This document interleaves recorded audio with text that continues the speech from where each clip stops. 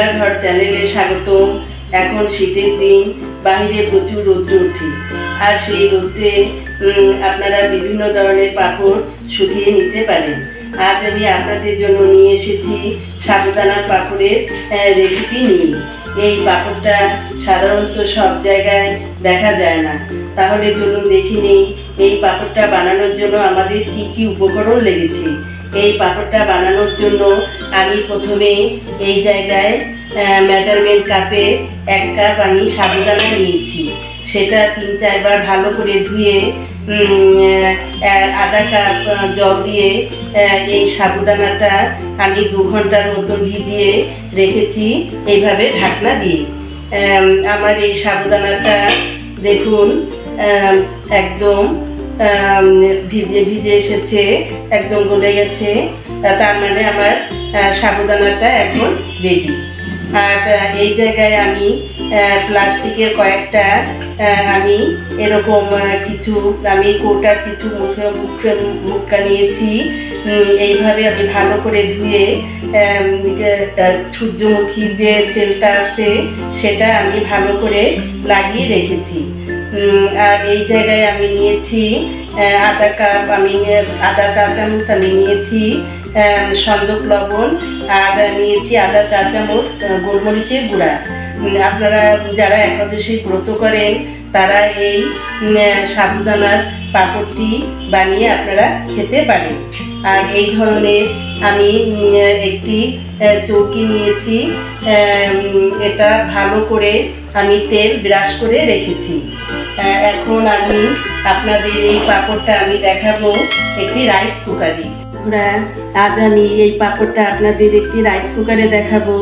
আপনারা ইচ্ছা করলে গ্যাসের চুলায়ও এই পাঁপড়টা আপনারা বানিয়ে নিতে পারেন।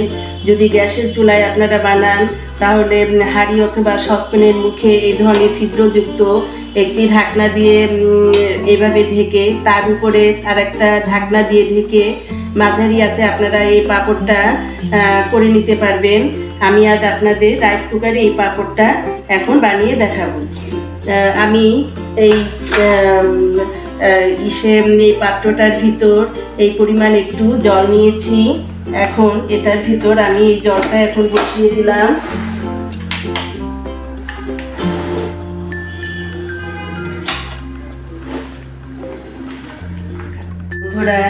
আমি এখন এই সাবুদানার ভিতর সেই সন্দক লবণ আর গোলমরিচের গুঁড়াটা আমি এখন এটার ভিতর দিয়ে দিব।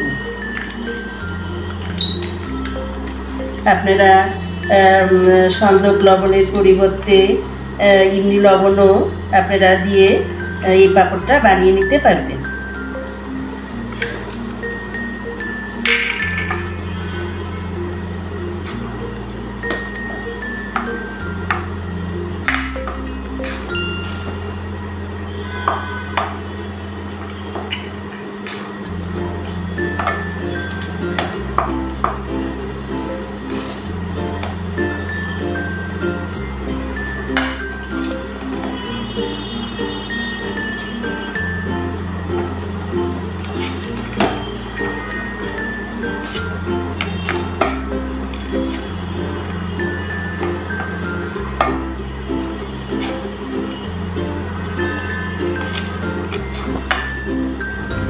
বন্ধুরা, এটা আমার এখন মাখানো হয়ে এসেছে। আমি এর কৌটার যে মুটকাগুলি নিয়েছি, এটার পরিবর্তে আপনারা যদি স্টিলের কোনো প্লেট নেন সেটার ভিতরও আপনাদের একটু তেল ব্রাশ করে নিতে হবে। বন্ধুরা, এখন চা চামচের 1 চামচ করে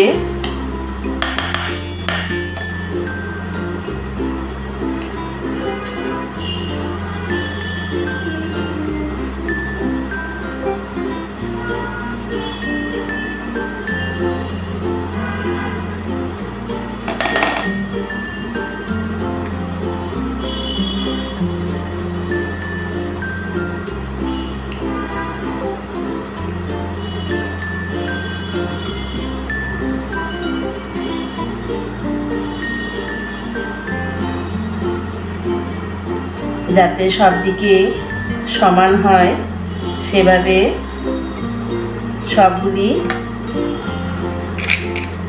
সবগুলি আমি এখন কোটার ভিতর আমি এখন ভরে নিব। বন্ধুরা, আমার সেই জলটা বরফ চলে এসেছে।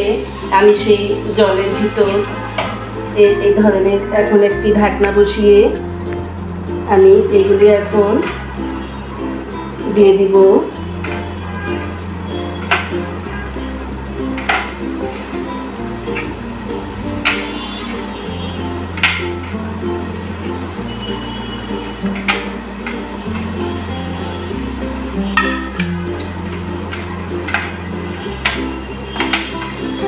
তারপর একটি ঢাকনার সাহায্যে এটি ঢেকে দিব।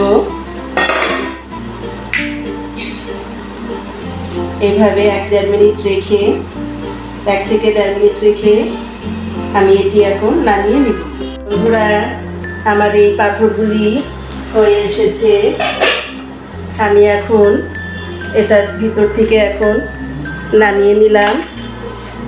নামিয়ে আমি এখন এগুলি এই টেবিলটার ভিতর আমি তেল লাগিয়ে রেখেছিলাম। এখন এইগুলির ভিতর আমি এগুলি এখন সব একটার পর একটা আমি দিয়ে দিব।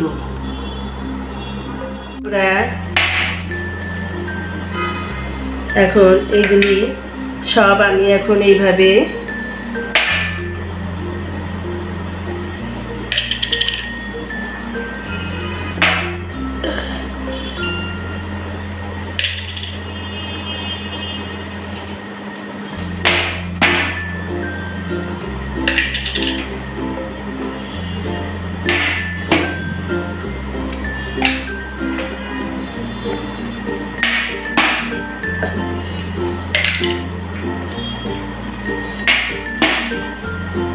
বন্ধুরা, এইভাবে আমি এখন সবগুলো পাঁপড় এখন আমি বানিয়ে নিব। বন্ধুরা, আমি এইভাবে সবগুলি পাঁপড় এখন আমি বানিয়ে নিয়েছি। আমার এই কয়টা পাঁপড় হয়েছে। আমি এখন এই পাঁপড়গুলি কড়া রোদ্রে শুকিয়ে তারপর আমি আপনাদের কাছে আবার ফিরে আসবো। আমার এই পাঁপড়টা এখন রেডি। আমি কড়া রোদে 2 দিন শুকিয়ে নিয়েছি এই পাঁপড়টা। আপনারা এই পাঁপড়টা এয়ারটাইট বক্সে ভরে 1 বছর পর্যন্ত রেখে আপনারা এটা সংরক্ষণ করে খেতে পারবেন। মাঝে মাঝে একটু রৌদ্র দিলেই হবে। এখন আমি আপনাদের সুবিধার জন্য 4-5টি পাঁপড় আপনাদের একটু তেলে ভেজে দেখাচ্ছি। বন্ধুরা, গ্যাসের চুলাটা অন করে এই ধরনের একটি প্যান বসিয়ে আমি পরিমাণ মতন সয়াবিন তেল দিয়ে সেটা গ্যাসের চুলার হাইটে আমি গরম করে নিয়েছি। এখন সেই শুকানো পাঁপড়গুলি আমি একটা একটা করে এখন দিয়ে দেব।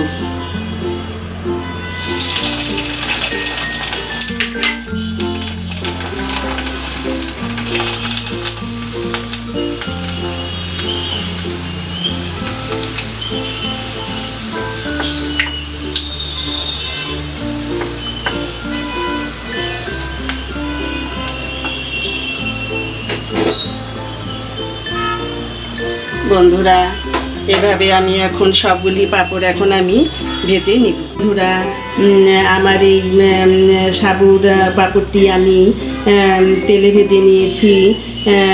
আপনারা এই পাঁপড়টি সন্ধ্যার সময় চা ও কফির সঙ্গে খেতে পারেন। অতিথি আপ্যায়ন ঝটপট এই পাঁপড়টি আপনারা বানিয়ে দিতে পারেন।